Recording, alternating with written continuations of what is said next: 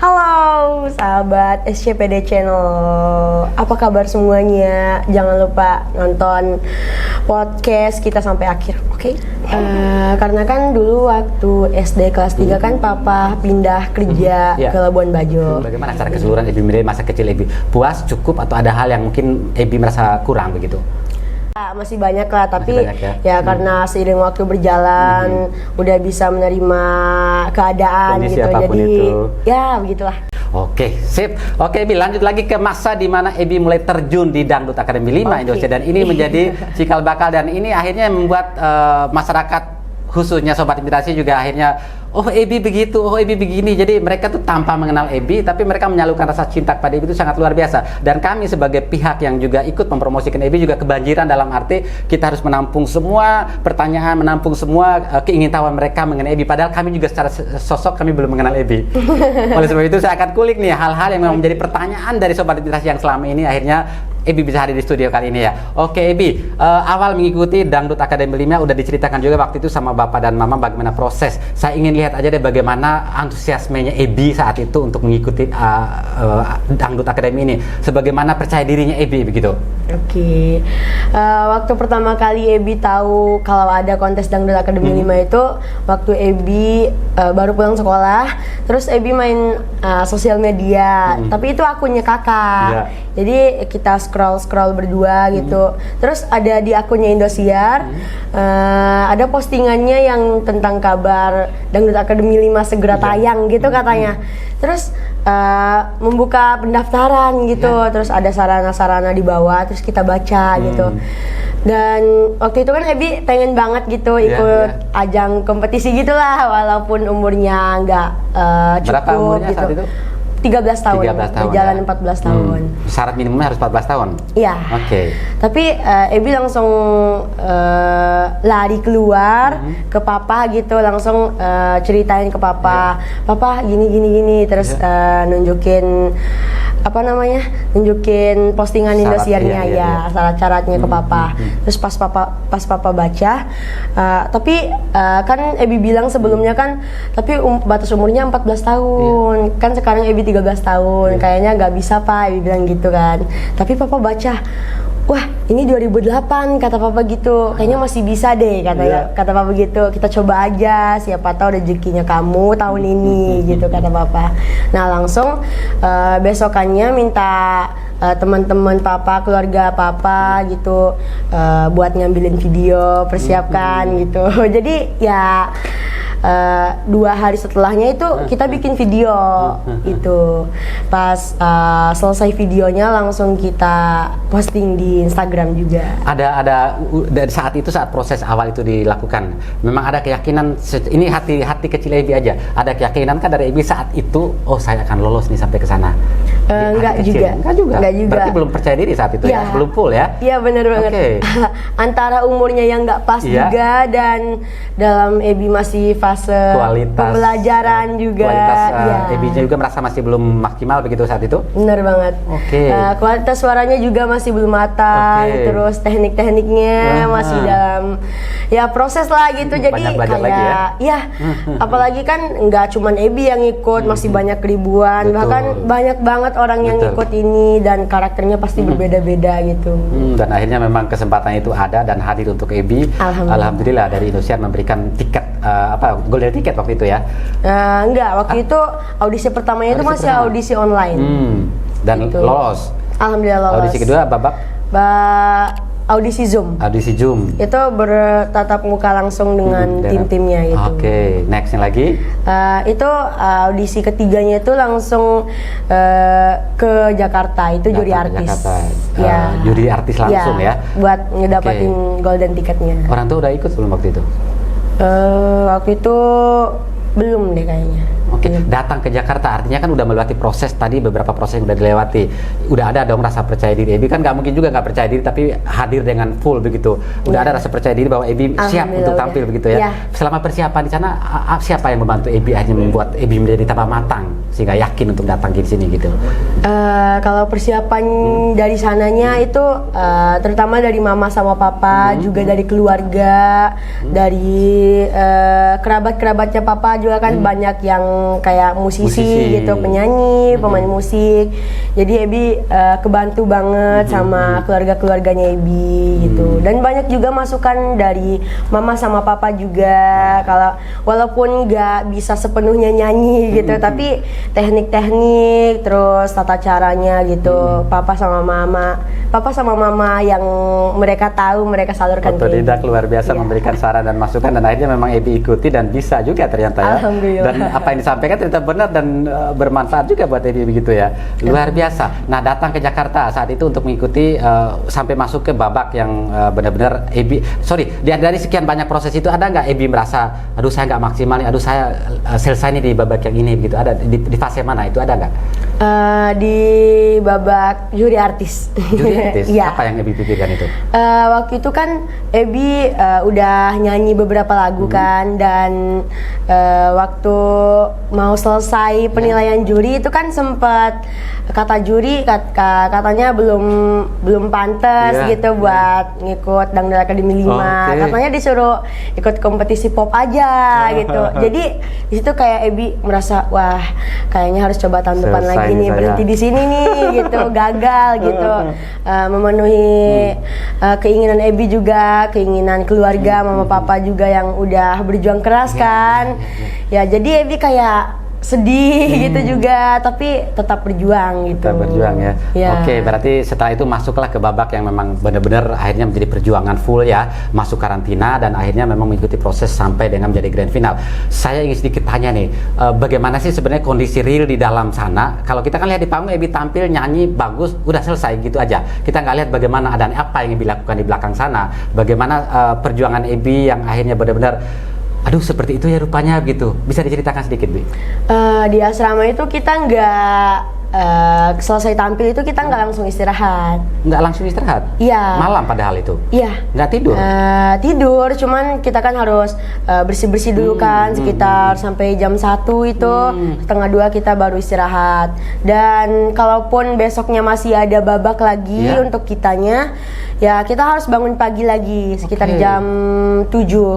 Terus jam 8-nya kita latihan vokal lagi dan latihan koreo itu full sampai sore. Terus kita fitting baju lagi.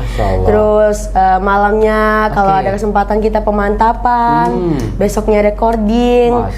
Pokoknya selama sebelum tampil itu kita full latihan. Full latihan ya.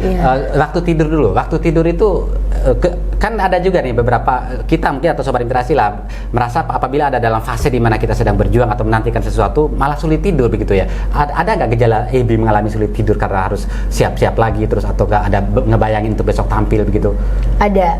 Itu waktu mendekati top 12, 8 dan malah sulit 6 tidur. Ya. Terus solusinya biar bisa tidur? Karena waktunya kan padat banget kan, dan lagu-lagunya banyak lagu baru yang harus dihafal. Jadi malam itu harus bener-bener dihafal biar besok latihannya lancar gitu. Tapi ya Ebi cara menanggulanginya kayak sambil tiduran terus ngedengar lagunya, terus dikit-dikit ngehafal perbait gitu. Terus satu kali putaran lagu baru tidur. Nggak sadar tiba-tiba udah tertidur aja gitu ya? Nggak sadar gitu. Tapi pas paginya itu alhamdulillah udah hafal, tinggal dilancarkan penghafalannya itu baru sejam lagi gitu latihan persiapan gitu pas sebelum ke keadibalnya. Ya, kan berarti proses yang Ebi lakukan di prasa karantina ini kan berarti benar-benar hal yang baru nih. Nggak merasa tertekan begitu, dunianya berbeda banget dari sebelum dengan yang sekarang gitu. Ada rasa tekanan, aduh saya nih nggak kuat deh kayaknya gitu. Ada rasa tertekan begitu nggak? Alhamdulillah sih enggak juga. Ya, karena waktu kecil juga kan Ebi kan juga udah diajarkan pekerjaan yang kayak ngurus ayam juga kan, dan juga udah kayak fisiknya itu udah dilatih lah dari kecil juga. Ya, jadi alhamdulillah buat pas di DA-nya itu nggak terlalu kebawa sama aktivitas baru lah gitu, suasana baru. Iya, gitu. jadi rasanya ternyata nggak sulit bagi seorang Ebi untuk beradaptasi dengan semua tekanan, dengan semua aturan yang ditetapkan oleh panitia pelaksana DA5, dan karena memang Ebi sudah terbiasa saat di kampung dengan segala macam pekerjaan dan tekanan begitu ya. Jadi benar-benar dilalui dengan enjoy, dan akhirnya memang itu syaratnya ya, harus enjoy begitu ya. Iya. Kesempatan Ebi untuk berkomunikasi dengan keluarga bagaimana? Kalau buat komunikasinya kan sekarang udah bisa telepon, video call juga. Diperbolehkan ya? Iya, alhamdulillah Oke. diperbolehkan. Hanya ketemu fisik yang tidak diizinkan? Iya. Oke. Waktu itu kan kalau untuk pemegangan handphonenya kan diatur gitu. Oh, ada jam-jamannya ya? Oke. Sekitar jam 11 malam HP-nya harus dikumpulkan karena harus istirahat. Terus pagi jam 8 pagi itu setelah briefing baru dibagiin lagi gitu. Oke, baik. Nah, satu lagi nih Sobat Inspirasi perlu saya kulik. Kalau Sobat Inspirasi di sana banyak yang akhirnya membanding-bandingkan atau menyandingkan lagi, dalam arti Ebi dengan si Afan, Ebi dengan si A dengan si B, secara ini bahkan ada yang sampai akhirnya mengadu gitu, seolah-olah memang ada masalah antara Ebi dengan A dengan B gitu. Sebenarnya di dalam sana tuh kalian antar personal itu bagaimana sikap dan bagaimana hubungannya sebenarnya begitu, Bi? Sebenarnya kita di asrama itu udah nggak ada kayak masalah-masalah sama sekali gitu. Kalaupun ada masalah ya kita bicarakan dengan baik-baik. Dan juga kalaupun ada masalah juga kita nggak sampai mengkeluarkan itu gitu. Kita urusin baik-baik di dalam asrama, karena kita di dalam asrama itu udah kayak keluarga besar. Terus keluarga baru juga.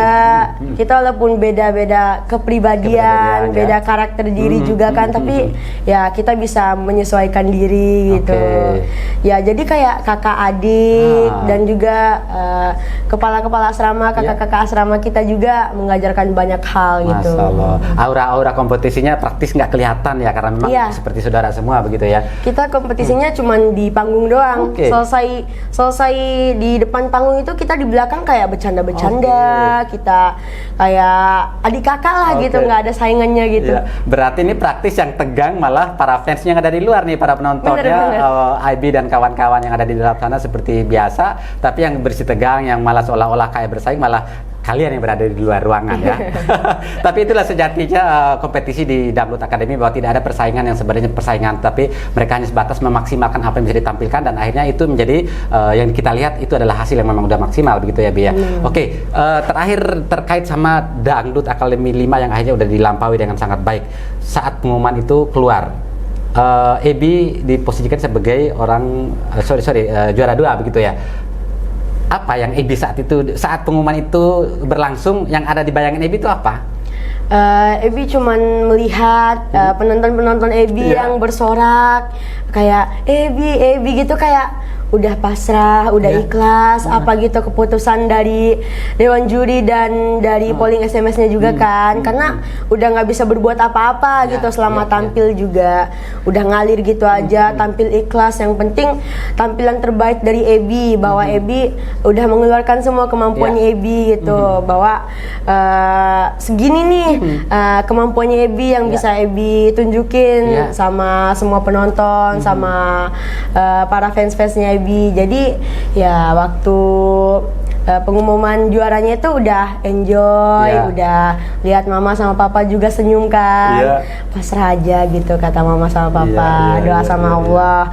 Ini udah hasil yang terbaik buat Ebi juga, dan alhamdulillah juara kedua itu udah menjadi rezeki dari Ebi. Qadarullah ya.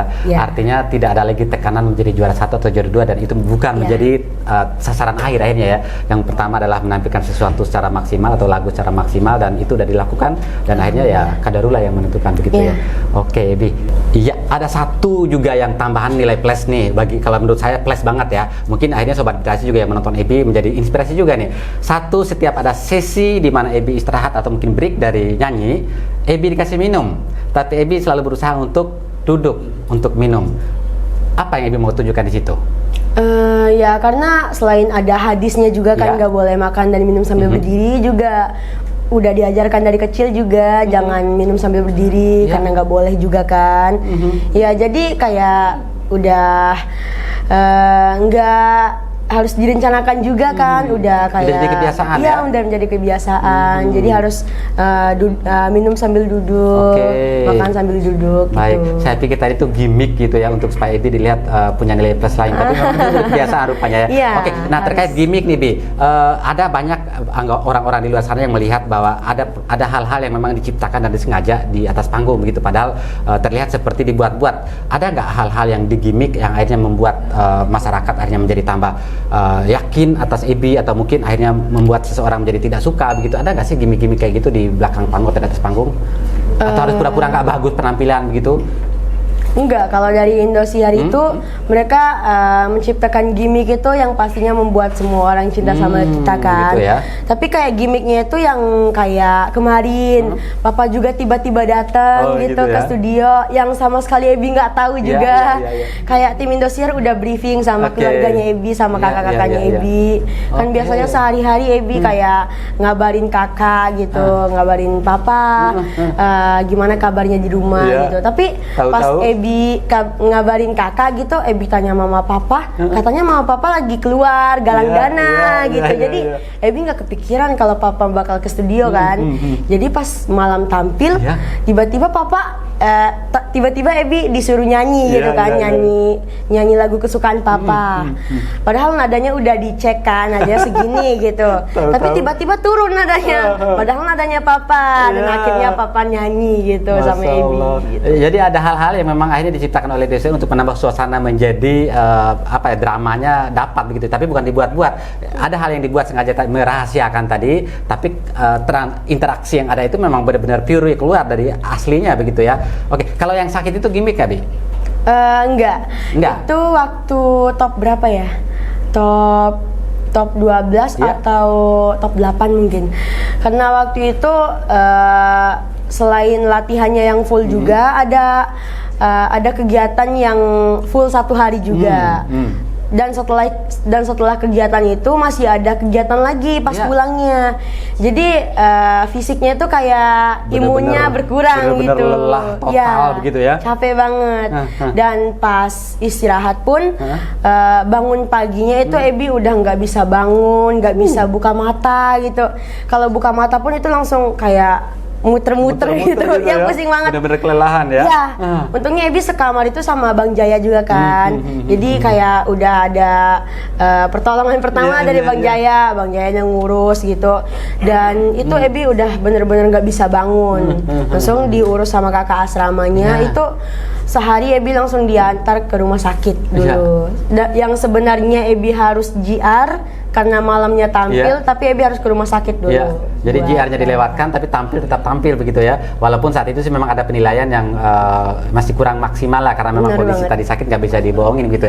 Berarti Sobat Literasi terbukti ya bahwa itu bukan gimmick. Jadi apa yang ditampilkan di TV itu memang benar adanya dan Ebi tidak membuat-buat posisinya supaya menjadi sakit dan akhirnya orang menjadi kasihan sama Ebi. Tapi itu adalah pure sakit yang benar gitu ya. Nah, satu lagi Bi, terkait sama tragedi nih. Dulu babak berapa ya? Kawan-kawan babak berapa? Grand final. Babak grand final ya. Babak grand final itu ada kami juga akhirnya memperhatikan profesionalitas tim kameramen Indosiar itu pada saat mensorot Ebi secara full begitu ya. Tapi ada posisi di mana memang kamera diarahkan ke tempat Jaya untuk menghindari posisi Ebi di atas apa namanya itu? Jari apa sih namanya? Apa namanya kayak bahasa Bima kita jaba itu yang di atas apa namanya? Yang panggung di atas gantung itu? Itu kalau Jaba ya? kurungan tuh. Kurungan ya, kurungannya kayak gitu Sobat Literasi. Jadi kurungan itu akhirnya pada saat diturunkan itu jadi miring gini nih. Iya. Apa yang terjadi Oke. saat itu Ebi sebenarnya? Iya, kayak tadi udah melewati proses JR juga kan, tapi aman-aman aja pas Ya. naik turunnya. Tapi pas tampil itu, Ya. ya kayak kan udah di atas nih, Ya. dan pas waktunya turun, itunya kayak longgar gitu rantainya. Ya. Jadi yang depan turun duluan, Ya, betul. yang belakangnya masih nyangkut. Betul. Jadi miring ke depan gitu. Betul. Dan pas Ebi kayak udah ngerasa kayak, waduh miring nih, gimana nih. Tapi itu masih dalam proses nyanyi Iya, betul, kan. saya juga lihat. Dan itu alhamdulillah ada intro panjang. Jadi pas turun itu kebetulan ada dancer di Betul. bawah, jadi Mereka yang dancernya bantu udah dari bawah. ya, Benar-benar. dancernya langsung gercep gitu, Ya. langsung nangkap dari bawah. Iya, betul, Dan timnya juga cepet-cepet Betul, kan, kayak betul. kameranya dialihin, baru tim-timnya datang, Iya. langsung Ebi digendong ke bawah gitu. Benar-benar. Iya, benar sekali. Sobat Mitasi kalau penasaran terhadap insiden tadi bisa cek lagi di video-video kami yang udah kami tayang sebelumnya. Jadi itu kami gambarkan secara detail bagaimana proses Ebi mengalami kemiringan, lalu akhirnya Ebi dipapa sama para dancer dan juga kru dari Indosiar yang sangat sigap. Itu lihat di situ nanti ya. Nah, Ebi, pada saat itu terjadi, kan saya lihat itu Ebi sikapnya begitu breaknya, bukan nyanyi lagi, ada musik. Ebi langsung pegang pada tiang yang dipegang itu. Ada kekhawatiran bakal jatuh atau bagaimana nggak sih waktu itu? Kalau bakal jatuhnya Ebi khawatirnya yang di bawah sih. Ketimpa gitu ya? Ya, karena kan kalau sangkarnya jatuh kan Iya. Ebi masih bisa di atas gitu, masih aman-aman aja. Tapi Iya. yang di bawah sama panggungnya Ebi khawatirin.